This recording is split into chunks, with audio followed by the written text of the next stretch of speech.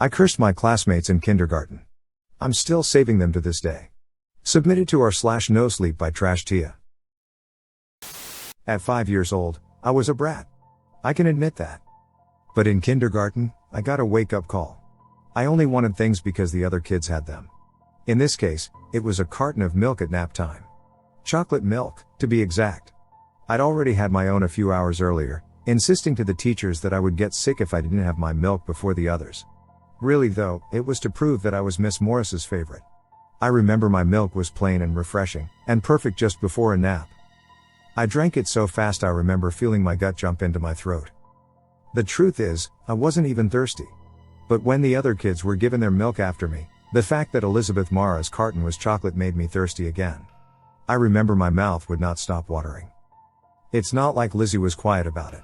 Her mother had brought it in as a special gift. My mom never brought me special gifts. It wasn't fair, I kept thinking. Lizzie had held the carton like it was gold, squeezing onto it with bright blue eyes, lips pulled into an excited grin. Okay, first things first, 5-year-old me did not like Lizzie. The girl's hair reminded me of chewed up cheese, a long mess of blonde curls tied into pigtails. She was the class princess, always dressing up in her Sleeping Beauty dress and doing twirls for the teachers while they happily laughed and clapped. When I wore a princess dress and did a twirl, the teachers smiled blandly and nodded. "You're very pretty, Claire."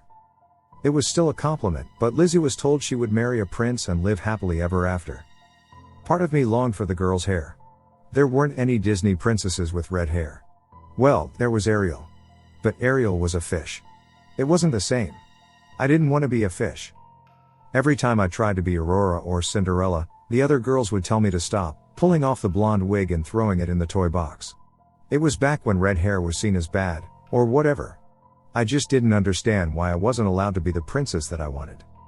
According to the other girls, I was too ugly and mean to be a princess. And not nearly as beautiful as Lizzie. During dress-up day, the whole class applauded when Elizabeth had pretended to cast a spell, magically making brownies appear on a tray. I wasn't stupid. Everyone knew fairies lived in the forest and didn't set foot anywhere else. Besides, I had seen Mrs. Mara sneak up behind the girl and pass her the brownies, while the other kids were distracted by the cloud of glitter that had supposedly come out of her wand. I remember thinking if Elizabeth was a real princess, I hoped she'd kiss a frog and become an ugly, scaly creature and live in the town pond forever. I would take her crown, or rather, the sparkly tiara she always wore to school, and live happily ever after. That was my hope, at least. And now my mortal enemy had chocolate milk. 5-year-old me burned with envy. It was the type of drink I only got on special occasions, whether that was my birthday, or someone else's. The fact that Elizabeth was waving around something so special, so valuable, made my blood boil. I wanted that chocolate milk. And I'd get it. Because I always got what I wanted. According to the rules, I wasn't allowed to wear my mother's long red dress. It didn't exactly fit, but with some adjustments done by me when I really shouldn't have been using scissors, cutting off the frills and some inches off of the skirt, it was wearable. Miss Morris told me I couldn't wear it, so I screamed and threatened to tell my parents, until the teacher gave in. It's not like my mom and dad were rich or held any influence, but of course, I thought that. I wore the outfit with pride, holding my head up high and smiling my best smile. In my mind, it was so much better than a princess dress. Even with the teachers, I always got what I wanted. I had watched the girl from a distance, pretending to be embroiled in my crayon drawing of Elizabeth's untimely demise. A lot of the red crayon was used, since Elizabeth had been eaten by an evil dragon. I didn't take my eye off of the chocolate milk until playtime was over, and the other kids were grabbing their cartons of milk from a tray sitting on the teacher's desk. Maybe it was a miracle that Miss Morris had asked to speak to Elizabeth outside the classroom. It gave me the perfect opportunity. So, dropping onto my hands and knees and crawling across the playroom, shoving toys and books out of the way, I reached the tray of milk on the teacher's desk. There was one carton left. Lizzie's chocolate milk. The other kids had retired to the floor, curling up on multicolored bean bags while Miss Morris helped Polly Jane pick out a storybook. Lizzie had come back inside, but she was rifling through the toy box, no doubt looking for the teddy bear she always slept with. I took my chance. I didn't think I'd have one better.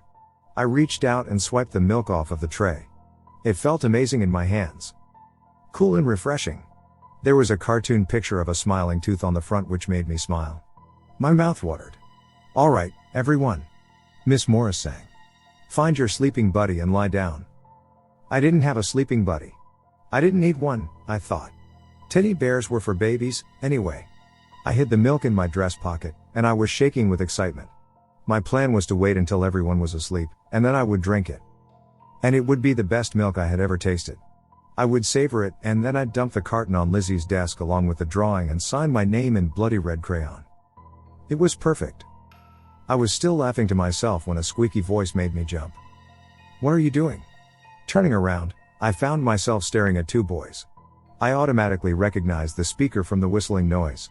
Felix Harper had lost his front tooth a week prior, and every time he spoke through the ginormous gap in his teeth, I had found it hilarious.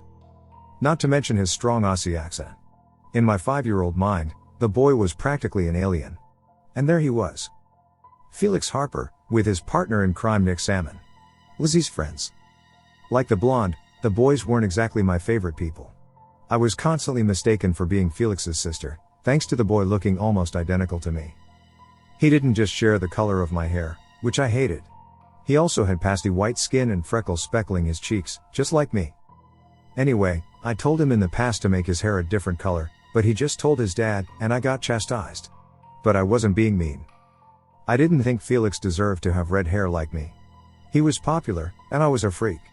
So why was I bullied, and he wasn't? Besides, I liked my red hair. In my eyes, the color was beautiful. It was the late evening sunset in the summer, springs of warm orange and mellow red coming together, streaking across the sky glittering with dying sunlight. Sometimes I'd glimpse Felix's curls catch the light, transforming it into an inferno. A bright, flickering ignition of my favorite color. It wasn't fair that he had my hair. And it wasn't fair that he refused to change it. Felix was frowning at me, his own crimson curls falling in narrowed brown eyes. He was hand in hand with Nick Salmon. The two of them had been inseparable since they were babies. Felix was one thing, being Lizzie's prince, but Nick was so much worse. I didn't like him, because, well, I thought he looked weird. He had a big nose like Pinocchio, and crooked teeth. I liked to make fun of him, making him cry. But he got all but hurt, telling Felix who would yell at me. Nick used his best friend like a shield. He wasn't exactly rich. His clothes were always too big for him. He didn't speak to anyone, except Nick and Lizzie. The two boys looked mismatched in front of me, Felix with his brand new Spider-Man shirt he wouldn't stop talking about, and Nick in oversized overalls and a sweater. But they both had the same expression. Suspicion. Nick kept sneaking glances at my dress pocket, and Felix had his arms folded, lips curled with distaste. I glared back at them after gathering myself. "None of your beeswax." I shot back, clenching my fists by my sides, sliding the thin material of my dress between my fingers. I cocked my brow at Nick. "What do you want, big nose?" Nick sniffled. He gingerly rubbed his nose, casting his eyes to the ground. "Stop calling me mean names." Felix nodded. "Yeah. And you took our friend's milk." I went into defensive mode. "No, I didn't." "Liar, liar, pants on fire." Felix shook his head. "We saw you, Claire. It's in your pocket," he said matter-of-factly. The gap in his teeth was making whistling noises, and I couldn't resist giggling, smirking at the boy. "You sound funny, Felix." The boy stamped his foot, brown eyes flashing. "I can't help it. Give Lizzie her milk back." His tooth whistled through the pronunciation, and he held out his hand. But this time I laugh. He wiggled his hand, tapping his foot impatiently. "Now." Nick nodded, his lip quivering slightly. "You stole Lizzie's milk because you're jealous," he said. "Like a jealous witch." "What?" Tears sprang to my eyes. I hated it when people called me a witch. I'm not a witch. "Yes, you are," Felix said, his red hair exploding into hues of pretty reds and oranges when Miss Morris turned the nightlight on. I hated it. "You're an evil witch who stole the princess's milk." He exchanged a cruel smile with Nick. "Give it back, Claire. Evil witches don't deserve chocolate milk." "Yeah." Nick giggled. He squeezed Felix's hand tighter, and they made a swinging motion. "Big-nosed witch." I staggered back, tears filling my eyes. "Stop. Stop calling me a witch." "Witch," the boys chorused, giggling. I felt something, like acid, bubbling and burning inside me. It scorched my skin. Pressing my hands over my ears, I screamed. I screamed until my throat was raw, Until the boys were stumbling back with wide eyes, and the rest of the class were looking over, an assortment of confusion and amusement on their faces. She really is a witch. Felix gaped. Throw her in the pond. Nick joined in, laughing. The two started chanting. Throw her in the pond. Throw her in the pond. I screamed louder, jumping up and down. I couldn't stop myself. Their taunts set something off inside me. Stop. What on earth is going on? Miss Morris came over, with a confused-looking Lizzie in tow. Nick and Felix went silent, and I stopped screaming, but tears were dribbling down my cheeks. I didn't want to cry in front of them. Because then they would have won. And I wouldn't let that happen. Lizzie joined her friends quickly, pressing her head to Nick's ear, where he no doubt told her I had stolen her milk. But Elizabeth didn't look angry. She just whispered back to the boy, the two of them giggling together, stealing glances at me. I swore I heard the word witch, and my eyes teared up again. I was about to tell the teacher that they were being mean, which they definitely were. But Felix was already standing on his tiptoes, eager to tell the teacher first. Miss Morris. He whistled through the gap in his tooth, tugging at the woman's patterned dress. The teacher looked taken aback. Miss Morris, Claire stole Lizzie's milk. Excuse me, Felix? What was that? The boy shook curls from his face, and I remember wanting to punch him. She did. She hid it in her pocket.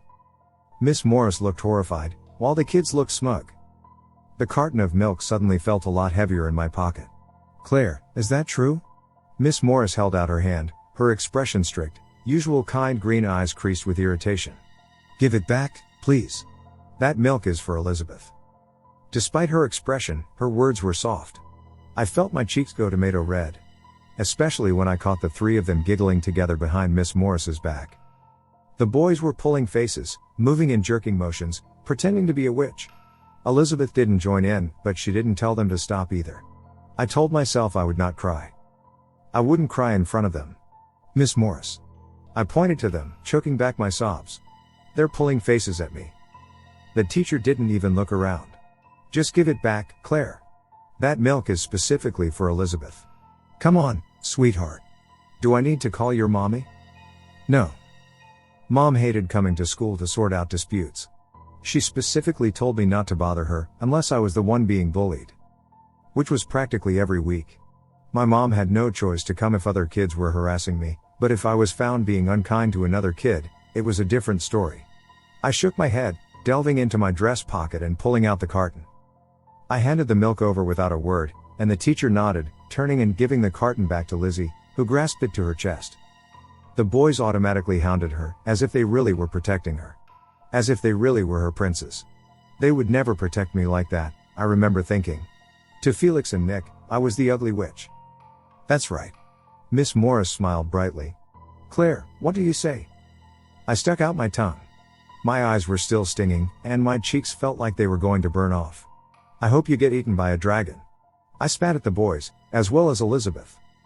And I hope the dragon poos you out into a pool of lava. Claire. Miss Morris exclaimed, and I winced. I hated it when the teacher raised her voice. I'm going to give you one last chance to apologize to Elizabeth, okay? We don't steal. If we want something, we ask. I'm sure if you asked to share it, Elizabeth would have been more than happy. Right, Elizabeth? I'm sure the four of you can still be friends. The blonde nodded eagerly, waving the carton in the air excitedly. Yes, Miss Morris. Wonderful. Miss Morris exclaimed happily. Claire? I glared at the ground, refusing to look at either of them. It had taken everything in me to even look at her. I'm sorry for taking your milk. I whispered. The teacher beamed. Well done, Claire. That wasn't hard, was it? With a last smile at Lizzie and the boys, she joined the other kids, rounding them all up.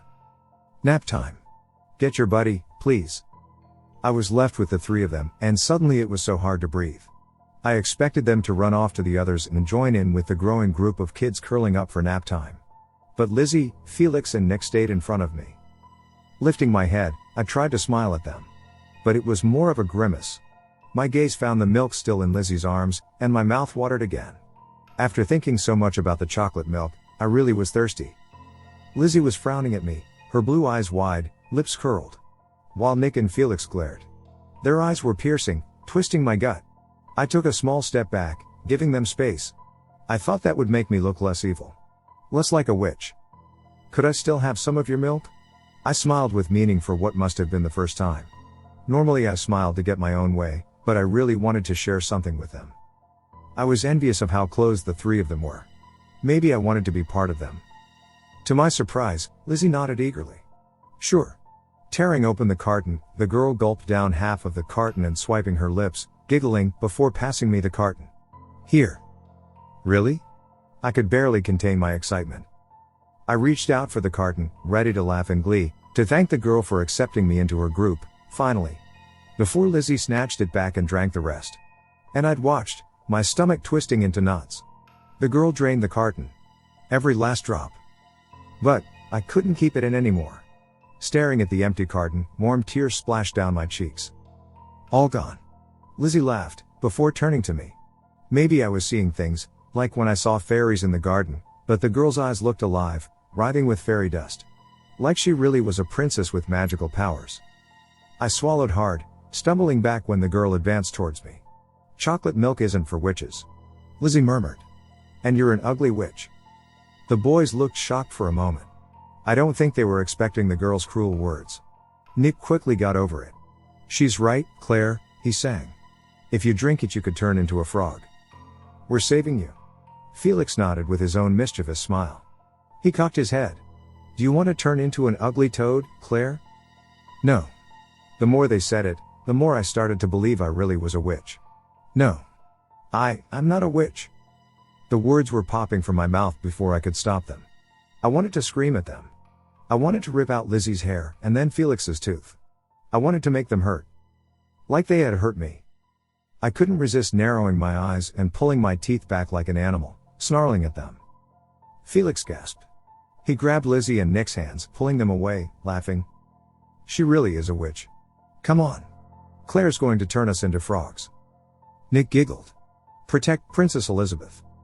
They ran off, laughing and falling over each other, before curling up with the others. I stood there for a long moment, glaring at the floor. I clenched my fists. Don't cry, I had told myself. Mom said crying was weak. I couldn't cry. I squeezed my eyes shut and stamped my foot. There it was again. That feeling. The feeling that took over me, burning hot and scorching. I wished something bad would happen to them. I wished a real dragon would come and swoop down, taking them far, far away. I wanted bad things to happen to them. I wanted them to hurt like I had. I wanted their lives to be miserable. I wanted them gone. It was as soon as kindergarten had ended when my wish came true. I was perched on the steps outside, practicing ballet on the long metal banister that ran up the steps. The wind whispered as snow fell like confetti on my red woolly hat. I'd been practicing pirouettes in an attempt to convince my mom to let me go to ballet. I remember it being freezing cold. I wore my thick pink parka over my mom's dress, but it wasn't enough. I wasn't expecting the snow. And sure, I'd been delighted at first. But there was only so much you could do on your own in the snow. I had been staring at untouched snow, which had fallen while I was inside. The swirling white and the lush grass collided. The shrubs and trees were stained with white, turning Parkville's kindergarten into a winter wonderland. The ground was as smooth as a cake, and the snow fell like icing powder. The snow had begun falling during nap time, and we had all awoken to a surprise. But the other kids had friends to have snowball fights with. I had considered joining in, but they wouldn't include me. Not after the stunt I'd pulled before nap time. Still though, I didn't care. I opened my mouth and let flakes land on my tongue. Mom was late again. She was always late. Normally it didn't matter. I would sit in Miss Morris's classroom or go exploring, looking for buried treasure in my imagination. But not that day. I didn't want to go into Miss Morris's classroom. Every time I thought about it, I felt sick to my stomach. I was tired. I was cold. And every car that went past that wasn't my mom's, was sending my heart into my throat. I sat down with a huff. The last vestiges of the setting sun disappeared over the horizon, the copper hues giving way to a dusty purple scattered with the occasional glitter of a faraway star. The distant skyline stood silhouetted against a velvety sky. The snowfall seemed to get heavier, an array of dancing flakes in front of me, and I wrapped my arms around my legs, burying my head into my lap. I didn't understand. Connor, my brother, and I were in the same class, and I had been sure I'd spotted Mom carting Connor through a crowd of kids and parents. So, where was she? Sniffling, I buried my head further into the soft material of my parka. A lashing sheet of wind blew into me, stinging my cheeks. It was so cold. And the cold was cruel, I remember thinking. It was cruel when nobody wanted to play. Footsteps made me jump. Claire? What on earth are you doing? Snapping my head up, I broke out into a smile at the sight in front of me. My mom wrapped in a black coat, her hair pulled into its usual bun. She hadn't forgotten about me after all. Mom sighed. She had that look again. The expression when she was looking at me, not Connor. What are you doing out here? Claire, you're going to catch a cold. Sorry, Mommy. I said, wrapping my arms around my mother. Mom was so warm, and I leached onto that heat, the sense of security. Mom was quick to pull away. Where's your bag? I didn't want to say I'd left it in the classroom, because Mom would make me go and get it. And I really didn't want to go back into the classroom. Go and get it, Claire. That bag was a lot of money. Mom shoved me gently up the steps, and I stumbled. Go on. I'll be right here. Hurry up, it's cold. Would she though? It wouldn't be the first time Mom had left me for hours. I almost asked, but found myself stumbling back up the steps, and yanking open the doors of Parkville's kindergarten. It was better not to argue with Mom, but I really did want to tell her how much I didn't want to go back in. Something had been bugging me, ever since I'd stepped out into the cold, into the snow hitting me in the face. I didn't want to go back. The words were rooted inside my head and wouldn't go away. I didn't want to go back. I wouldn't go back. Ever. The building was scarier in the dark. I curled into myself, taking deep breaths so I wouldn't cry. The lights were still on, but the corridor was still empty and eerie. The only sound was the tap, tap, tap of a leaky pipe. My classroom was all the way at the end of the hall. I walked faster, keeping my gaze on paintings on the walls done by kids. They made me feel a little bit better. Someone had drawn a smiling sun. I was frowning at a particular painting which was a mess of rainbow scribbles, when the doors at the end of corridor flew open, making me jump. I steeled myself, clenching my fists. I wasn't scared. I continued walking, the milk from earlier climbing up my throat. There were figures coming down the corridor, silhouettes dancing across the walls. I recognized one of them. The familiar brunette bob swam into view, and I relaxed. Miss Morris. I opened my mouth to greet the teacher, but the woman looked to be in a hurry. Behind her were three men I didn't know. They didn't look like teachers. They were dressed all in black, identical expressions pasted on their faces. Hurry up. Miss Morris hissed, before her gaze finally found me. Claire. Her smile was different. It wasn't the one I remembered. Your bag is in the classroom. I nodded, but my throat was dry. Okay. I whispered and quickened my pace. Miss Morris broke into a power walk, and I flinched, slowly turning around. I couldn't help it. 200,000, all right? In cash. Miss Morris didn't sound like her usual self. One of the men grunted in reply. That's right. They're in high demand. By whom? Miss Morris hissed. You know their parents, he grumbled. Work it out. The teacher must have noticed me still hovering. But I couldn't move. Claire, sweetie. Go and get your bag. Who's the kid? Miss Morris snorted. Not for sale, Rick. Spinning around so fast, my head spun. I stared at my sparkly shoes until I had reached the end of the corridor.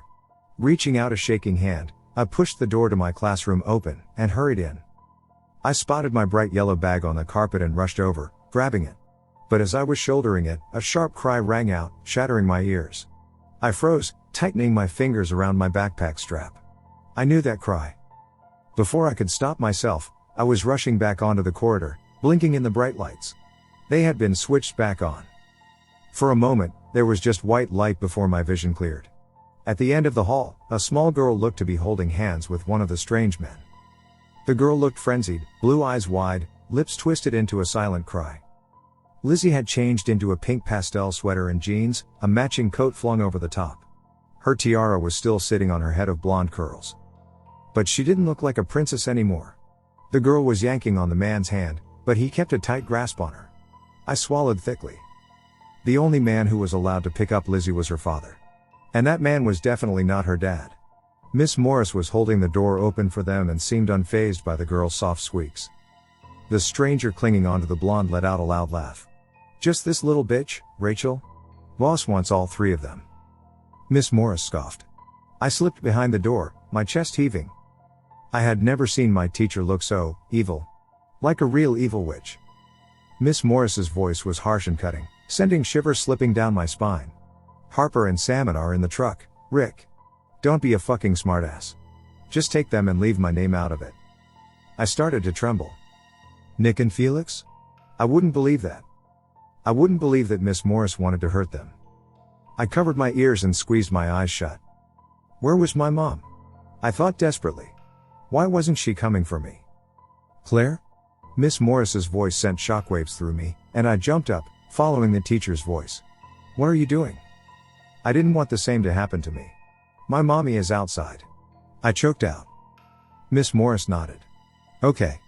Well, hurry along. I'm sure she's waiting. Her gaze snapped to Elizabeth and the strange man. I'm afraid Lizzie's mother is sick, so she sent Elizabeth's uncle to pick her up. I nodded stiffly, stuffing my trembling hands in my pocket. Hi, Lizzie. The girl looked up, tears welling in her eyes. Hi, Claire. She whimpered. Despite the fear crackling in her eyes, the blonde shot me a broken smile. I'm sorry for calling you a witch. I smiled, clutching my backpack. It's okay. And then I couldn't help it. The words were like barf. Where are you going? The girl risked a look at the man gripping her hand. I don't know. The girl let out a breath. Miss Morris, I don't think. You're going with your Uncle Rick, Elizabeth. Miss Morris said firmly. The strange man chortled. I'm your uncle, right, Lizzie? I saw the moment the man squeezed the girl's hand so hard she squeaked, tears running down ashen cheeks. Yes. Elizabeth breathed, hiccuping. Yes. You're my uncle. Well, I'm glad that's sorted out. Miss Morris chuckled. Claire, go and see your mother, it's freezing outside. It was more of an order than a suggestion, and I found myself being escorted back into the cold. I wanted to stay. I wanted to make sure Lizzie was okay, but my teacher's voice was firm. Wait. Elizabeth squeaked. But whatever the girl had said was drowned by the wind roaring in my ears. The doors slammed behind me before I could turn back. Before I could shout back. The snowfall was harsh now, a swirling storm of silver hitting me in the face. But the cold barely fazed me. I stayed frozen on the top of the steps, Lizzie's cries still reverberated in the back of my skull. I didn't dare turn back. The man was Elizabeth's uncle, I whispered to myself. He wasn't a stranger. Not stranger danger. He was her uncle.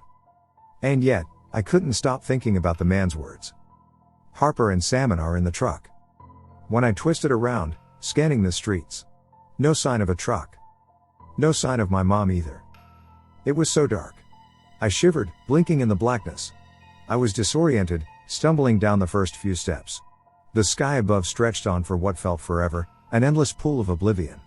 There were no stars. There were always stars, but not that night. I couldn't see a single one. Mom? I cried, shielding my face from the onslaught of snow. Mommy? My mother was nowhere to be seen. Which meant there was nobody to tell that Lizzie was with a stranger. I knew what stranger danger was. Miss Morris had been strict about us talking to strangers. So why was she letting Lizzie go with the strange man claiming to be her uncle? And why did she ask the man for money? The wish I'd made hit me hard, like something being slammed into my gut. I wished a real dragon would come and swoop them up, taking them far, far away. Did I do this? That's what I thought, starting to panic. I had done it. My wish had come true, and they really were being taken away. Right then, my biggest problem was that my mother had gone, slipping into the dark, bleeding into the snowfall. My next shriek was strangled at the back of my throat. My teeth chattered despite efforts to clamp my mouth shut. I don't know how long I stood there, staring absently at the flurry of snow as it fell in front of me, twirling around me like fairy dust.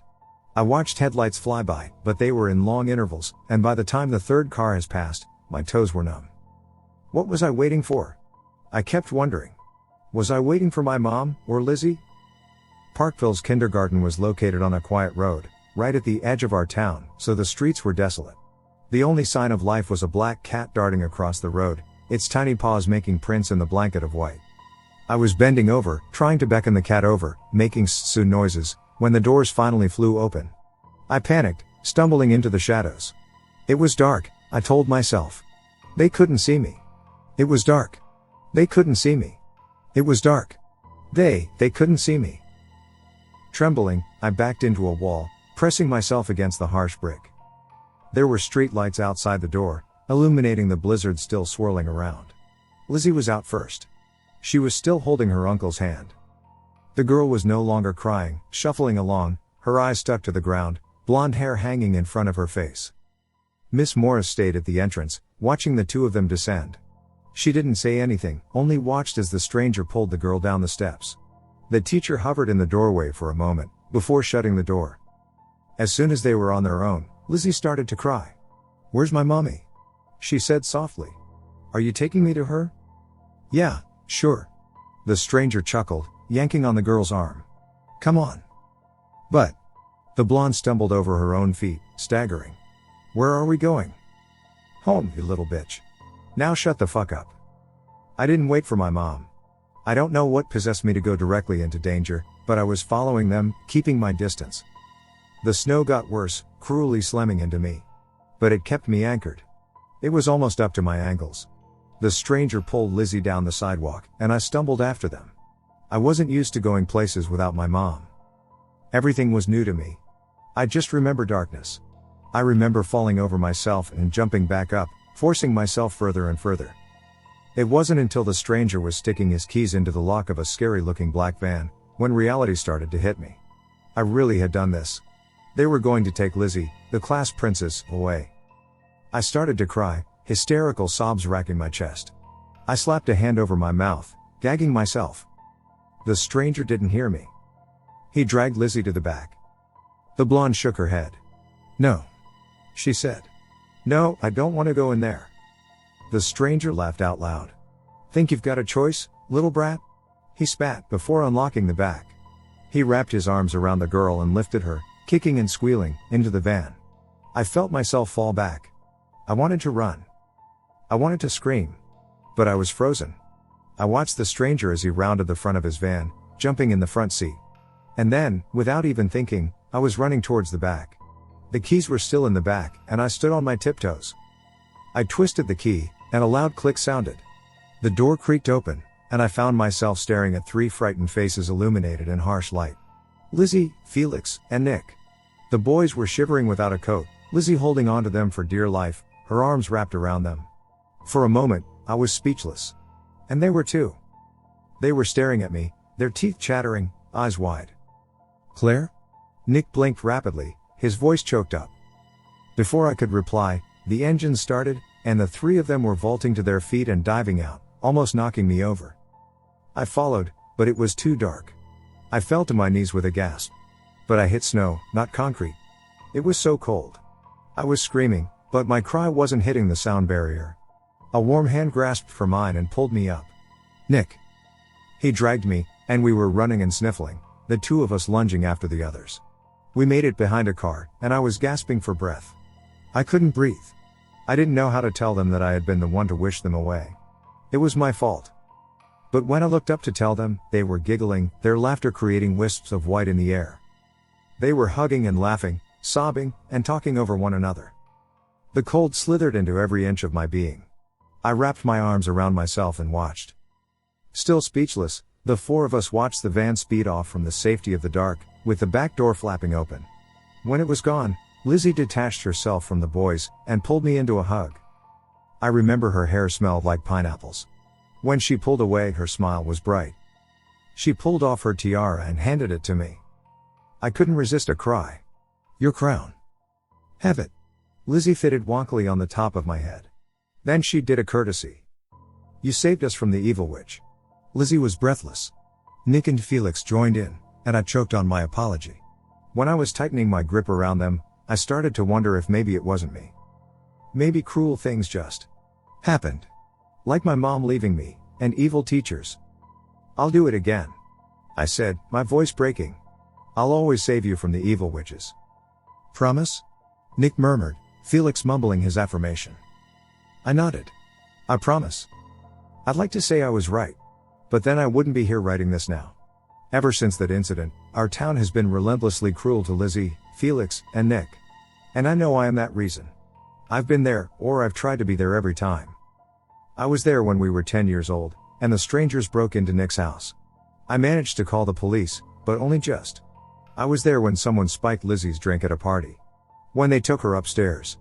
I was there when Felix jumped into the back of an Uber that I knew was going to kill him. At our high school graduation, I couldn't find them after the ceremony. I'd been following them around the whole time because I knew something was wrong. Months had gone by without something bad happening, without my childhood wish trying to seal their fate once again. I found them in an abandoned warehouse after tracking down Lizzie's phone. Still, in their graduation gowns, they were tied back to back, duct tape gagging frothing mouths. Hey!